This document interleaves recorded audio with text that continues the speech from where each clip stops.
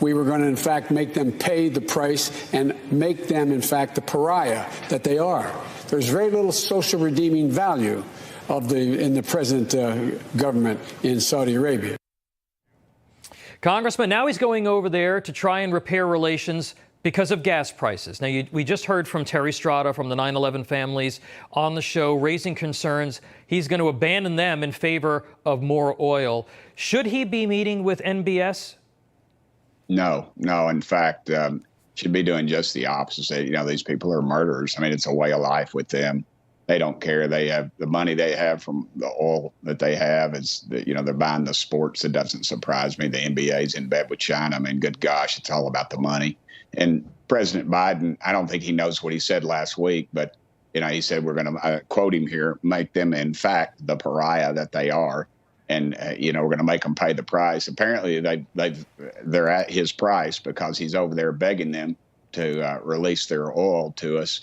And the reality is, Tom, we ought to be getting it here. It's ridiculous. We ought to turn the spigots back on, cut the regulation, allow refineries to, in fact, come online. They said, oh, we're permitting wells. Well, they were permitting a few wells, but what they weren't permitting was the pipelines that you had to get it there. So It's an incomplete truth. This White House, I fear for us when you see Joe Biden going and negotiating anything past the flea market over here in Blount County at the drive-in theater. I mean, maybe you could negotiate a price on something there, on some good East Tennessee honey, but that's about it.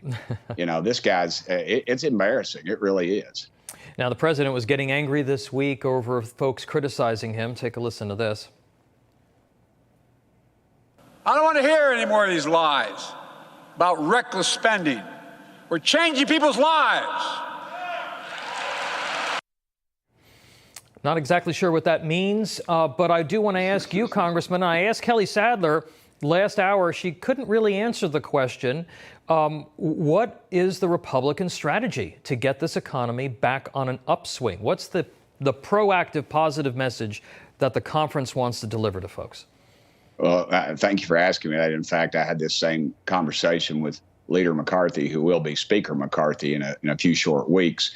And he told me that the thing we can do is be more pro-business. And in doing that, we do release our oil. We start drilling. We loosen up on the regulations and these crazy environmental woke policies that are out there that are wrecking this economy, in fact, and turning us back into, under Trump, we were we were exporting energy, literally. And now we're importing it again and paying the price, $5 minimum at the pumps. I think that's the main thing we can do is reduce the bureaucracy. If you look at the FDA with the baby formula thing, sure. their solution is paying millions more to bureaucrats at the FDA.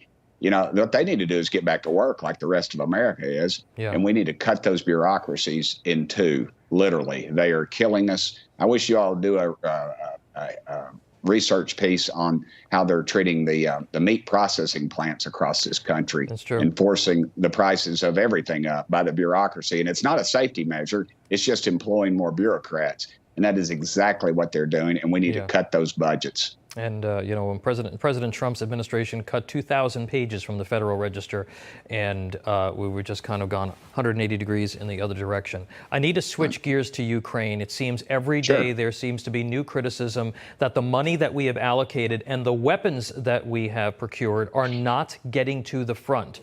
At a Democrat fundraiser, Biden essentially blamed the war on Zelensky. And we know that he offered Zelensky a chance to abandon his own country. Do you think that the president is playing both sides here to force a stalemate solution? I don't think the president really knows what he's doing at all from one day to the other. We sent him $40 billion, and then he had sent $13 billion, and then another billion. So we're looking at $54 billion. And you have to realize that Russia's entire military budget for this year is just a little over $60 billion. So obviously, this is showing some real parallels to Vietnam. We sent money over there. They stole some of it, probably. We sent some arms over there. They're not capable. They don't have the intelligence and the capabilities to manage those armaments that we have over there, the high-tech things.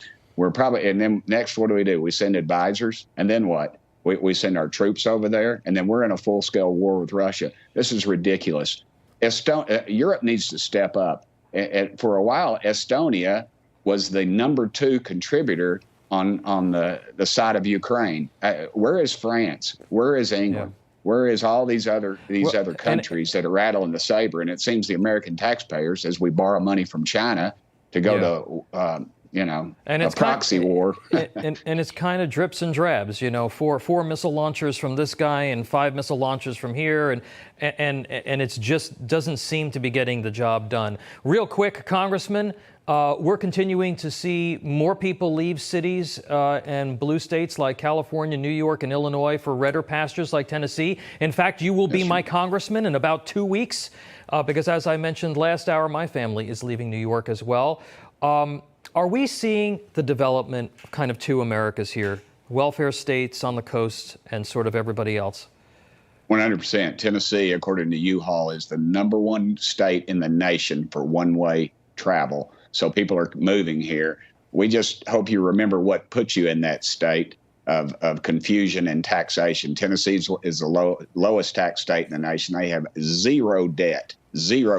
Bond ratings through the roof. People are coming here. Their jobs. We need employees like crazy. We need skilled tradesmen. Absolutely. There's really going to be 2 Americas pretty soon. Going to be the welfare state and then the rest of us. And the rest of us are getting tired of supporting the welfare state. And I believe these elections coming up are going to show it when, in fact, Kevin McCarthy takes the oath of being Speaker of the House. All right. We're going to leave it there. Congressman Burchett from the great state of Tennessee. Thank you so much for being here, sir. The greatest state. Thank you, Tom.